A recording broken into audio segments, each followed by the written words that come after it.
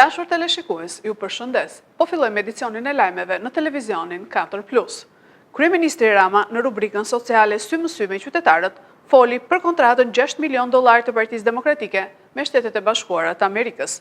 Ai e quajti më e lebetitshme se ajo e lulit. Kryeministri Rama në Sy më sy gjatë bashkëbisedimit me qytetarët përsëri foli për kontratën $6 milion të Partisë Demokratike me Continental Strategy LLC për lobimin e PD-s në Shtetet e Bashkuara të Amerikës. Rama me ironi e quajti La Civita Latifi, që sipas tij ka ardhur sa për t'i vënë kapele në kokë bufit. Rama tha se $6 milion kanë dalë nga bargu i kënetës dhe synojnë të realizojnë atë që na u tha se ishte tashmë një gjë e realizuar. Po pse duheshin këto $6 milion për këtë damk, nëse kjo damk ishte damka e një komploti të Sorosit me mua dhe duke shfrytzuar vullën e Shteteve të Bashkuara, pse duheshin këto $6 milion për të vënë në vend një padrejtësi kaq të madhe që u tha se do vijej sapo të vinte në pushtet presidenti Donald Trump. Kryeministri Rama sqaroi edhe lajmin e shpërndar nga disa media për mostakimin e tij me Donald Trump Jr., djalin e presidentit amerikan. Edi Rama dështoi në tentativën e tij për të shkuar në Beograd, për të takuar Vučićin dhe përmes Vučićit aty te aneksi i kuzhinës për të bërë sikur takohet rastësisht me djalin e Trumpit. E pat që ndodhi. U ka të ndis puna që edhe familja e presidentit të Shtetet Bashkuara të përgjigjëstroi kënetën. E kuptoni ju se në çfarë lloj marrëzie ju ka futur bufi 80 kusur vjeçar që flet për qartë. Edhe që e ka ndarë mendjen që do të bëjë çorap më para Shqipërinë. Se më thoshte dje një i njohur i tij, që s'ja përmend dot emrin, më thoshte ore,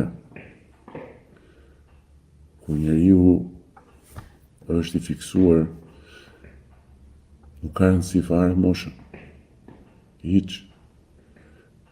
Ecën përpara në fiksimin e tij edhe pavarësisht sa shumë rrjedh, vazhdon vendosmërisht.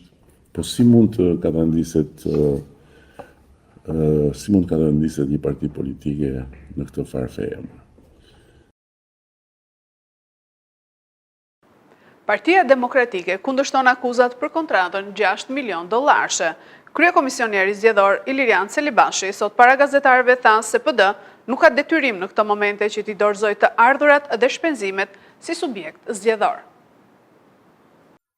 Pas akuzave të Partisë Socialiste për burimin e parave për kontratën $6 milion të Partisë Demokratike me kompaninë Continental Strategy LLC për 24 muaj përmes pagesës $250,000 në muaj, ka reaguar Partia Demokratike, e cila thekson se shuma e dakorduar për të paguar $6 milion do bëhet nga një fondacion i krijuar nga shqiptarët e Amerikës me emrin Make Albania Great Again. 3 muajt e parë, $750,000 të kontratës $6 milion janë paguar tashmë.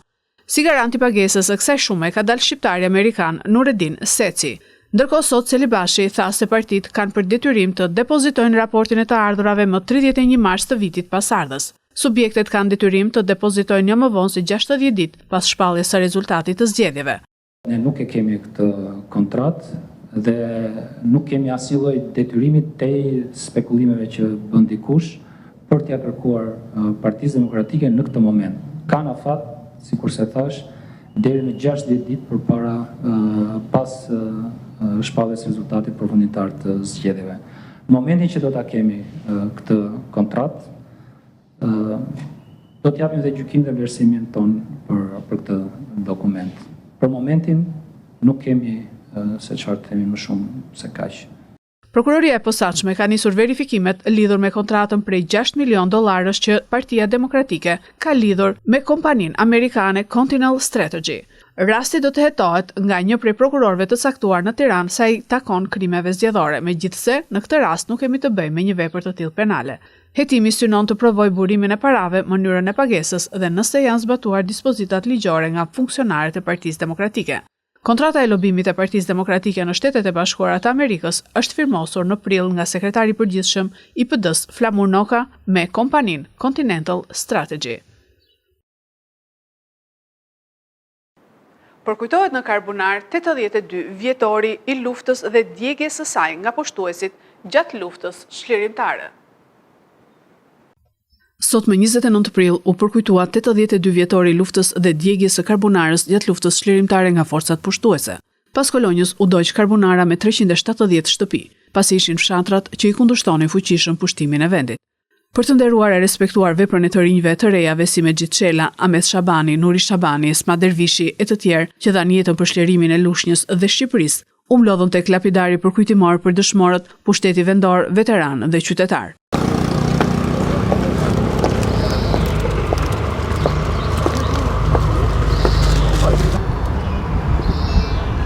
Kryetarja e Bashkisë Eriselda Sefa tha se sot kujtojmë me mirënjohje veprën e dëshmorëve. Ashtu si çdo 29 prill, edhe sot, mbas 82 viteve, ne kemi ardhur këtu në këtë monument për të kujtuar dhe për të nderuar me mirënjohje të gjithë ata të rinje të reja të popullit të Karbunarës, të cilët dhanë jetën për çlirimin e Lushnjës son dhe për çlirimin e Shqipërisë. Roft populli i Karbunarës, lavdi dëshmorëve të atdheu. Më pas, fjalën e mori kryetarja e veteranëve Shqipe Gjoshi dhe pasardhës veteran.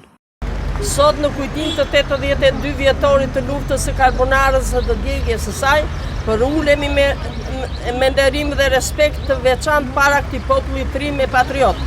Në fund të vitit 42, Partia Komuniste i bëri thirrje mbar popullit shqiptar të ngrihej i organizuar në një luftë të pandërprerë kundër forcave pushtuese dhe tradhtarëve të brendshëm, të bashkuar me ta. Kjo thirrje gjeti zbatim edhe në Myzeqe, ku më 26 dhjetor, aksionet e saj në Libovsh kundër forcave në fillim të muajit mars 43, filloi luftimet shumë të ashpra në Roskovec edhe ndaj forcave të Isatoskës, duke vrarë e plagosur mjaft nga radhët e tyre. Përse pikërisht në Kolonjë u doq e para dhe pastaj në Karbunar.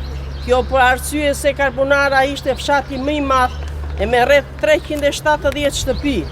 Në këtë fshat ka pasur qeta qysh në fillim të viteve 1910. Kjo për arsye se Karbunara ashtu fshati më i madh edhe me rreth 370 shtëpi. Ne jemi mbledhur sot në 82 vjetorin e djegjes Karbunarës. Dhe jo pa qëllim, forcat naziste, forcat e ballit kombëtar, forcat ilegale që vinin nga bashkëpunimi me okupatorin, e dolin Karbunarën një herë për ta nënshtruar gjoja që ta të mos luftonin më dhe të bashkoheshin me këta dhe jo me lëvizjen e çlirimit. Në këtë kohë nuk u nënshtruan nënat dhe burrat dhe gratë karbunarëse, që janë ato të para që i simbolizojnë edhe fëmijët e tyre, edhe burrat dhe i çunë në luftë për zdyti. Dhe këte ata prap për ta nënshtruar e dolën për shtreti Karbunarën. Karbunara prapë nënshtruar. Mas kësaj djegje, Karbunara krijoi batalionin, krijoi brigadat dhe në 30 tetor të 44 u kriju brigata 10 me themel ku jemi ne.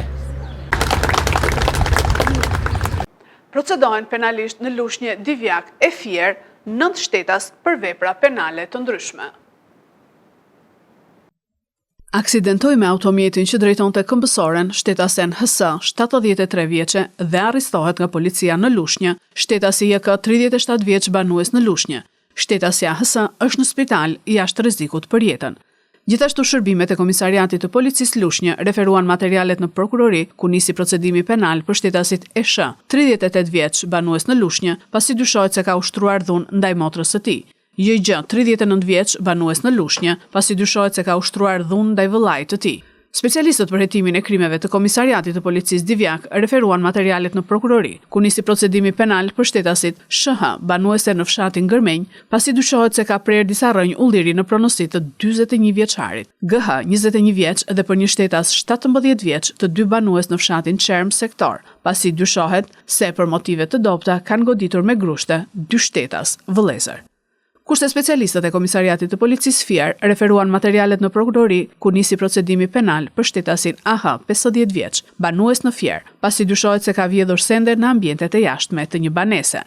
Gjithashtu shpallën në kërkim shtetasin LA, 45 vjeç, banues në fshatin Cakran, pasi dyshohet se ka kanosur shtetasin HS, 73 vjeç, për të tërhequr kallëzimin e bërë në lidhje me një aksident rrugor. Po punohet për kapjen e 45 vjeçarit. Specialistët e Komisariatit të Policisë Fier referuan materialet në prokurori në lidhje me kallëzimin e shtetases MS, administratore në një market, se në çantat e disa punojësve janë vjedhur shumë parash.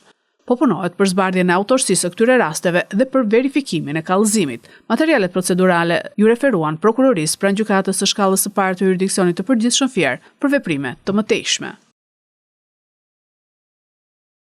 Kryeprokurori Olsian Çela prezantoi raportin vjetor në Këshillin e Lartë të Prokurorisë për 2024.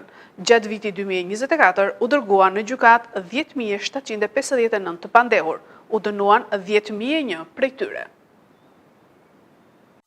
Prokurori i përgjithshëm Olsian Çela raportoi në Këshillin e Lartë të Prokurorisë në lidhje me punën e bërë gjatë vitit 2024. Ai u shpreh se 2024 ishte një vit jo i lehtë për shkak të numrit të ulët të prokurorëve dhe ngarkesës së madhe. Gjithashtu ai ka theksuar se një bashkëpunim i frytshëm ka qenë ai me prokurorinë e posaçme, ku nënvizoi se gjatë vitit që kaloi drejt kësaj prokurorie u transferuan për kompetencë 61 referime procedime penale që lidhen me korrupsionin dhe krimin e organizuar. Ngarkesa mesatare për çështjet e përfunduara sipas numrit faktik të prokurorëve në vitin 2024 rezulton se është më lart me 156 çështje të përfunduara në prokurorinë e Tiranës dhe më ulët me 100 çështje të përfunduara në prokurorinë e Vlorës. Për sa i përket raportit të numrit mesatar të procedimeve të regjistruara sipas numrit faktik të prokurorëve, mesatare çështjeve të regjistruara rezulton Tirana 177 çështje të regjistruara për prokuror, Shkodra 153, Saranda 138 dhe mbyllet me Gjirokastër 95, Berati 93 dhe Dibrën 82. Nëse do të bëjmë një mesatare të çështjeve të regjistruara në rang vendi për prokuror faktik, shifra është 135 procedime penale për prokuror. Prokuroria e përgjithshme konsideron me rëndësi të veçantë rritjen e efektivitetit të punës, ngritjen e funksionimit e sistemit të menaxhimit të çështjeve. Sistemi i ri menaxhimit të çështjeve në prokurori po mbështetet nga Bashkimi Evropian. Për këtë qëllim, prokurori i përgjithshëm me urdhrin nr. 4 të 4 janarit të vitit 2024 ngriti grupin e punës me ekspert prokuror nga të gjitha nivelet e prokurorive me jurisdiksion të përgjithshëm, me qëllim për sigurimin e mbështetjes së nevojshme në krijimin e sistemit të ri të menaxhimit të çështjeve. Bashkëpunimi ka vazhduar edhe me prokurorinë e posaçme. Rezulton se gjatë vitit 2024 ka vijuar zbatimi i ligjit dhe aktit koordinimit ndërinstitucional i datës 15 dhjetor 2020 ndërmjet prokurorisë përgjithshme dhe prokurorisë posaçme në kuadër të veprimtarisë procedurale në nivel vendor. Gjatë vitit që kaloi drejt prokurorisë posaçme u transferuan për kompetencë 61 referime dhe procedime penale që lidhen me korrupsionin dhe krimin organizuar. Duhet tekstuar se në tërësi niveli i bashkëpunimit ndërinstitucional me prokurorinë e posaçme ka qenë dhe vijot të mbetet shumë i mirë në të gjitha nivelet. Këto ishin lajmet tona për sot. Lajmet i gjeni dhe në internet në website-in 4plusmedia.tv. Bashkë mirupafshim.